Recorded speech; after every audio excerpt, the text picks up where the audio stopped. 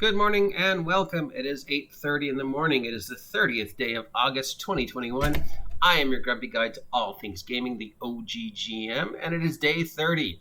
Day 30 of RPG A Day 2021. This incredible, unusual experiment that we have been conducting every year for the past several years, brought to us by autocratic.com, where we receive a series of posts and questions, and then we respond to them in regards to tabletop role-playing game in various shapes and forms.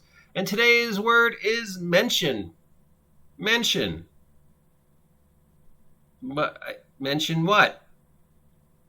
Is there something I forgot to mention in the previous 29 vlogs? Is there a story I should tell that maybe I haven't told yet? Is there a person I should mention, or a game I should mention, or some aspect of the hobby I should mention that I haven't talked about in my vlog? If you haven't seen my blog, please watch it. If you haven't subscribed yet, please subscribe. I'm going to mention that right now. Subscribe to my vlog. Help me hit 1,000 subs. Is there one thing I should mention about tabletop role-playing and my experience over the past 40 some odd years that I haven't mentioned yet over the past 29 days, or in general, other than my relationship with Critical Role and some of the other things? I don't really think I've already told you most of my role-playing stories, and I don't think there's any stories left to tell. I mean, I'm sure there is some, but I'll use them when it's appropriate. So, mention.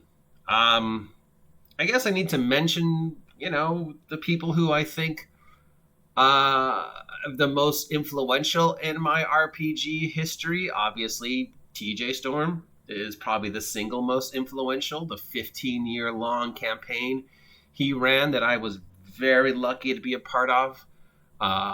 Probably one of the greatest influences on my RPG life and my life in general. TJ Storm, obviously Tom Lindgreen, Matt Keating, Barry Osser, one of my best friends during my college years, and one of the few people from college who I still retain contact with.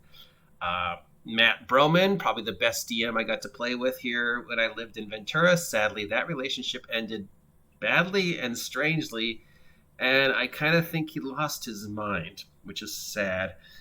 Mention the people I don't have contact with anymore. I wish I did, like Julie Skloot and Julie Strom and, Bridget and some of the people from college, and Matt and Will Long and Dan Swope and Jay, rest in peace. Mention the friends I've made. Mention the friends I've lost, friends who have taken their own life or suffered accidents or were victims of COVID or simply because of miscommunications or just life changes I'm no longer friends with. Aaron Cornelius, of course, comes to mind. Tristan Marks, Trenton Cunningham. These are all people I wish still had in my life, but for whatever reason, I don't, and I am partially to blame for that, and I admit that. The sad thing is, when you're talking about those kind of relationships, at least in my case, well, I'm always saying, you know what, I'm partially to blame, and I'm sorry. The other people, like Aaron, never are. It's never their fault. It's always 100% my fault. Mention. Did I mention I have a cat? Did I mention it's foggy? Did I mention I hate Ventura?